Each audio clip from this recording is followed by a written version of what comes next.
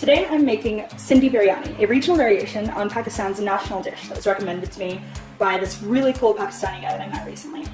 I'm taking a couple shortcuts today. I'm using Shayan masala mix, which I am assured is very authentic and very true to the flavors that I'm hoping to achieve. Based on a tip on a blog that I found, which I'll share in the description below, what I've done is I've already combined the masala mix and the yogurt and the meat, and I've left them to marinate for a couple hours. Cool, so now I've got to just peel and chop and dice, and let's get into it. Okay, so I have done all the prep that I need to do to be able to begin. I've got 3 finely chopped onions. I have 3 potatoes cut into good little bite-sized chunks there. And I am soaking my basmati rice. So I think we can actually just start cooking now. Great. Welcome to the stove. Okay, so we're gonna start by frying up the onions. Listen to that sizzle. So following the advice of a blog called Rajbara Recipes, I've pre-marinated my mutton in the yogurt and the masala all mixed together. And I've had this in the fridge for a couple of hours just marinating, and hopefully we'll get some good results. The smell of this masala is like powerful, let me tell you that. To make it myself, there was like a list of, no kidding, 20 different ingredients that go into this. Let's have a look at what the box says. So in this masala that I've bought off the shelf as per Shayan's instructions, there's salt, red chili, dried plums, paprika, coriander, turmeric, cumin, cinnamon, clove, black pepper, ginger, aniseed, brown cardamom, dried papaya powder. So obviously I've saved myself just like a lot of time by not making the masala myself, but also a lot of those are ingredients that I don't use a lot. Like I don't think I've ever used cardamom on its own before. I don't think I use a lot of clove, so this is a really good way to save me some money on buying all of those ingredients as well. Oh, it smells so good. I'm using mutton because I was told this was like a more traditional way to make it. Shayan says that it's very accessible meat in Pakistan, that it's quite common. And it's more authentic than, say, a chicken biryani. It also wasn't that hard to find. I'm lucky because I'm up in Sydney for work for the weekend, and a butcher just around the corner from my mom's house had plenty to give me. Wow, that smell is just like...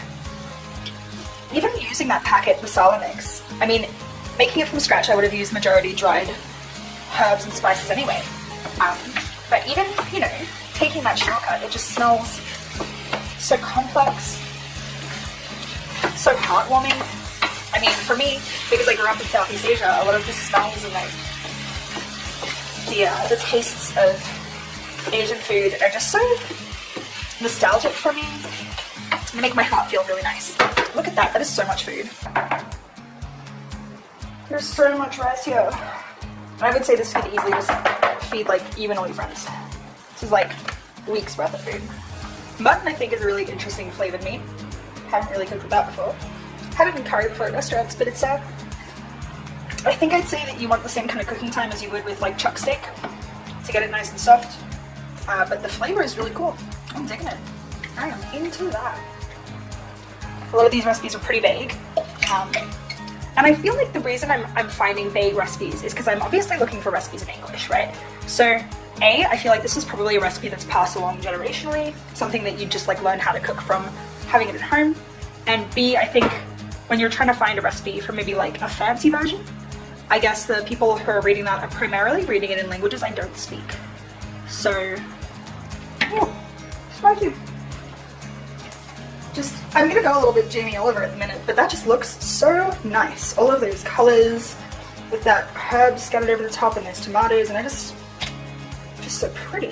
Okay, so I've got my biryani. I have got my saffron rice. I'm just gonna have, because there's rice mixed through, I'm just gonna have a little bit of the saffron rice inside. Again, it's pretty.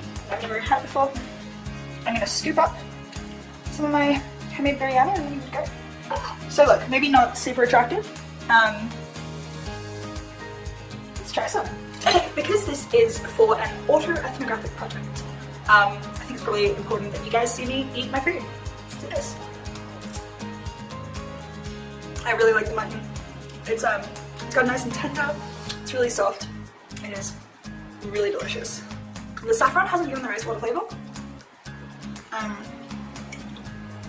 Like I think you probably skip that pretty happily. The flavors are really complicated. Like, there are a lot of like dark, heavy flavors from all of the spices in masala, but the coriander and the mint kind of lightens it up nicely and really complements the spiciness there. Look, I'm into it. I don't know that I cooked it the best it could have been done. I think for a first attempt, I'll chalk it up as a win. Honestly, it's like a really heartwarming, like, winter months kind of South Asian stew. It's hearty. It's a little heavy on the calories, so, you know, it's gonna get you through those cold months. The ingredients are, like, pretty basic. Yeah, I'm into it. I would definitely make this again. Probably in a slow cooker would go really well. I would recommend the Shayan masala because it just saved me like actually hours of prep and quite a lot of money in terms of the spices that I needed. Yeah, I like it. I like it, but I would cook it for longer next time.